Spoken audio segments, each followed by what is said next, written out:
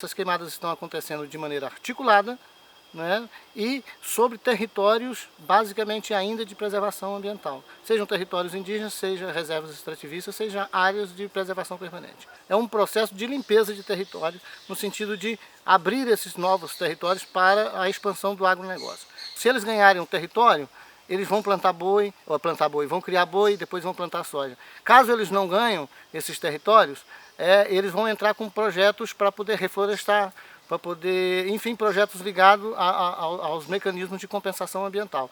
Então, não há que se dizer em povos originários sem território.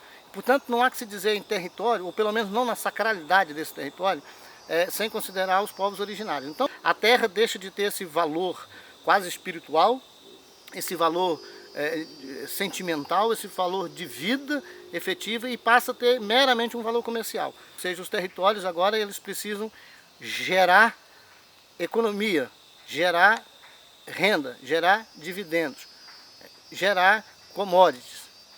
E esses territórios não devem mais gerar vida. O ataque aos territórios agora, ele não está se dando somente com as queimadas, mas ele está se dando também através da pressão para que esses territórios sejam de maneira livremente entregues na mão do agronegócio. Ou seja, através de que? Arrendamento. Por exemplo, a proposta de arrendamento dos territórios indígenas, ela é extremamente grave, porque os territórios, ao serem arrendados para a criação de gado ou para plantios de outras culturas, também perde o seu aspecto sagrado. Então, o fogo está queimando o que há de sagrado nesses territórios. Mas também o dinheiro também está queimando. A ação do capital, em todas as suas formas, está queimando nesse momento a Amazônia. Mas os territórios estão sendo queimados com ideias e ideologias vinculadas ao capital especulativo internacional. Então, desde sempre a Amazônia está sendo devorada, queimada em chamas por causa desse capital. Acho que esse é o ponto fundamental e a gente precisa ter essa leitura e pedir para que as comunidades, inclusive as comunidades internacionais, entendam essa dinâmica e de alguma maneira apoiem esses territórios. Mais importante que a gente precisa entender é que uma coisa está diretamente ligada à outra. Por quê? Porque os mercados ligados à economia verde, no fundo, vai trabalhar com uma espécie de commodities, só que eles não tratam como commodities. Eles vão tratar essa questão mais ligada ao verde em créditos. São os chamados créditos de carbono. Então, crédito, como qualquer crédito, como commodities, como qualquer commodities, como mercadoria, como qualquer outra mercadoria, tem um lance que é o seguinte: se tem muito, o preço cai. Se tem pouco, o preço se eleva, não é?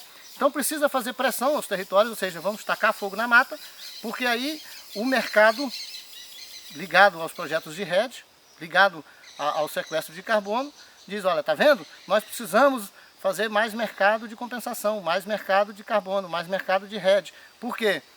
Para poder compensar as ameaças que a gente está percebendo com a questão das queimadas.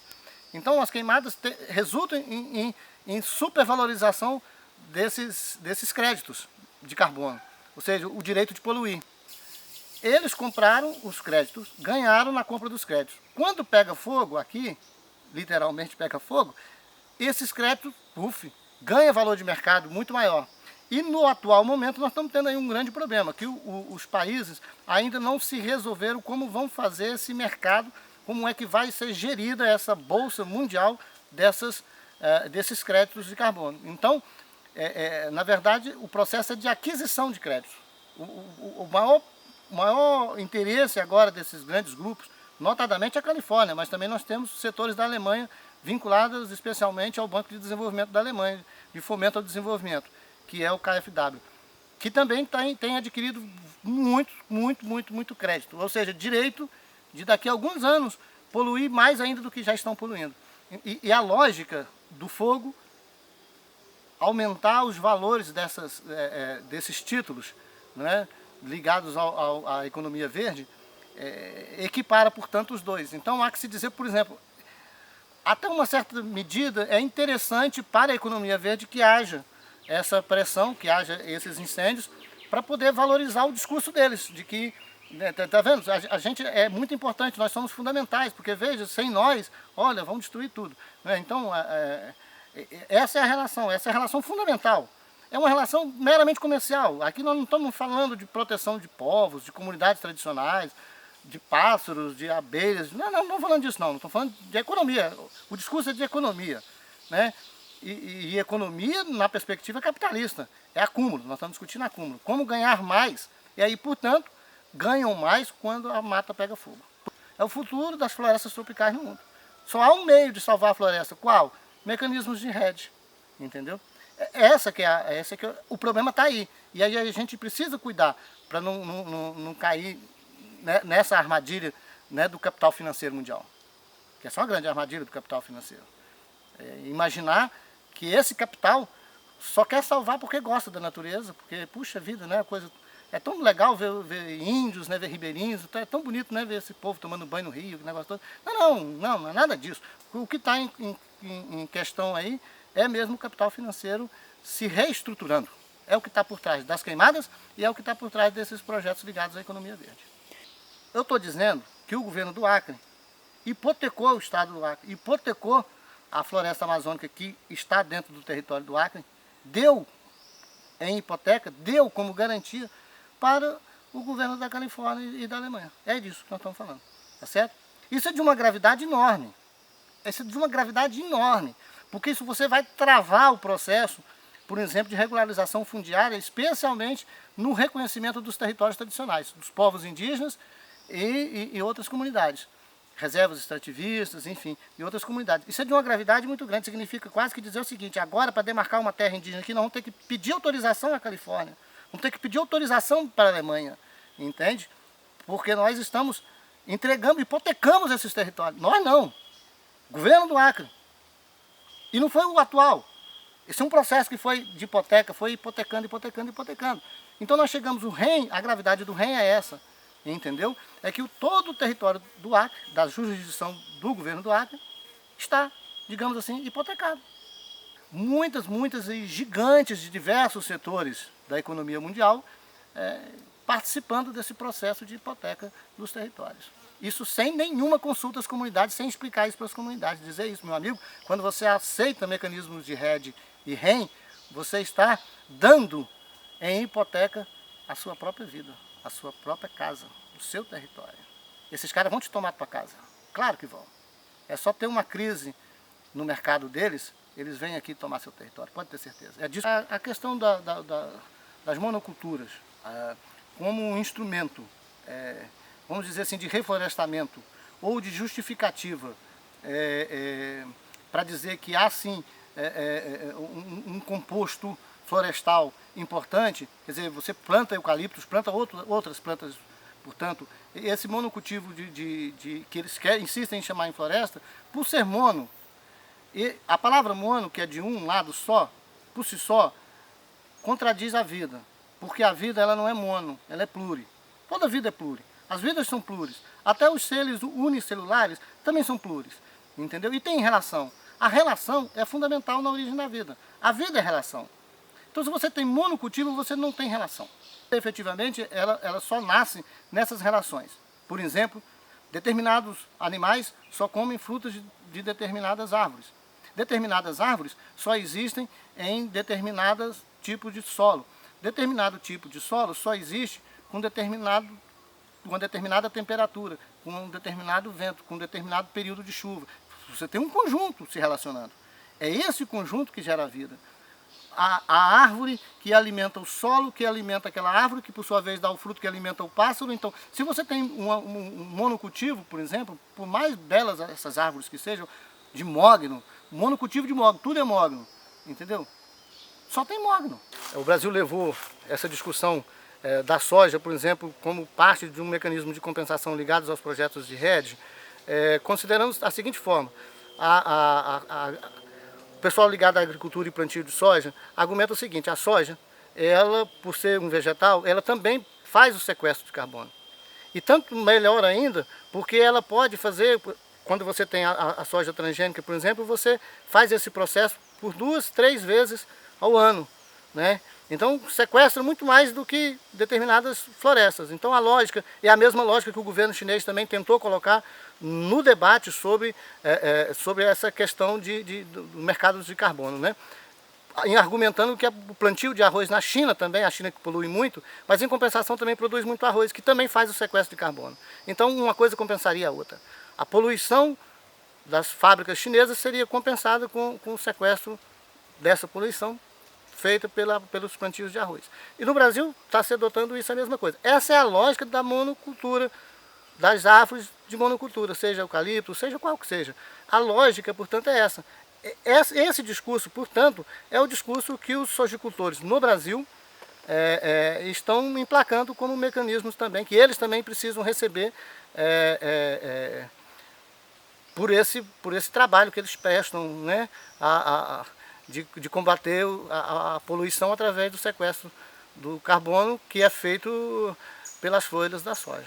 Isso, eu diria que beira o absurdo, se já não fosse mais do que absurdo. Isso é um discurso criminoso, antes de tudo. É um discurso criminoso porque efetivamente nós sabemos o que está por trás. Não é? É a aquisição única e exclusivamente de lucro. Não importa de como que vem esse lucro. Eles ganham destruindo a própria floresta e depois eles ganham dizendo que vão contribuir com a despoluição do planeta plantando soja, ou plantando eucalipto, ou plantando lá o que seja. Plantando dendê, cara. Né? Então, eles são criminosos duas vezes. Criminosos por destruir a mata como tal, a floresta como tal, e criminosos por mentir, dizendo que o monocultivo substitui a floresta.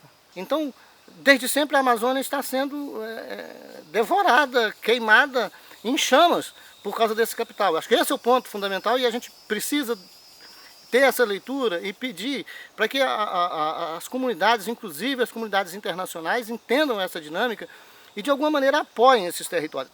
É apoio ao território mesmo, é fazer o discurso de que o território é sagrado, porque é só no território que se produz vida. Se você retira o território, você está retirando a própria vida daquela comunidade.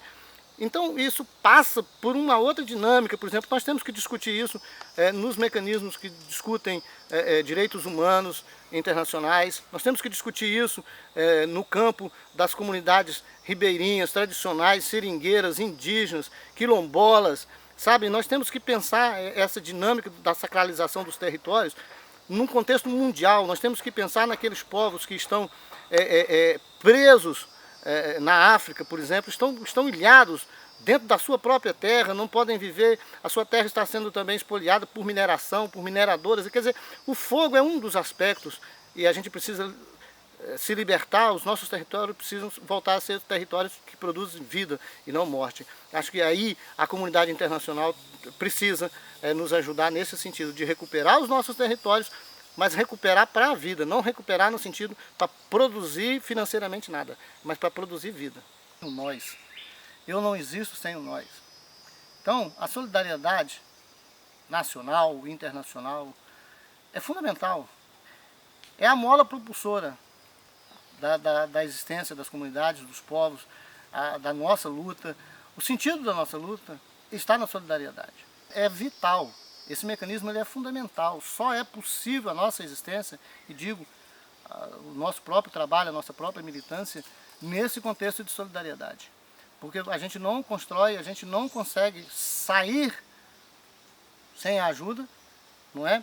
E também a gente entende que nós também somos importantes para ajudar outros a saírem também de onde estão. E saírem não no sentido de sair para chegar em algum lugar, é sair para uma realização de mundo, para uma realização de vida, é sair para uma libertação da alma, do espírito, é uma libertação coletiva, uma libertação assim, sabe? Eu tenho assim uma ideia da solidariedade, um grande carnaval da vitória, sabe? É mais ou menos isso, sabe? E vai ser bonito. Gente de todo jeito, opção de vida sexual, enfim, de cores e línguas, crenças, todos nós nesse grande carnaval chamado vida, sabe? Isso eu só acredito nisso pela solidariedade. E no dia que nós fizermos esse carnaval, que vai ser bonito, sabe? Vai ser um amanhecer permanente. E somente a solidariedade faz a gente entrar nesse espírito de amanhecer permanente. Então, isso é fundamental. Fundamental. A nossa luta aqui na Amazônia, por exemplo, ela é totalmente dependente da solidariedade. Mas não é porque... É porque a solidariedade é o alimento da luta. A solidariedade é o alimento para a caminhada, sabe? É isso, é rico. E não há que se falar em libertação individual, a libertação coletiva, portanto solidária. E esse compromisso de solidariedade é o compromisso mais bonito que tem, nesse sentido. De ser solidário não só dando coisas, mas ser solidário na causa, na luta, ser solidário compreendendo a necessidade que a gente tem de fazer esse carnaval lá na frente, né? Conjunto. Eu acho que é bacana isso. Ser solidário é você fazer parte da luta.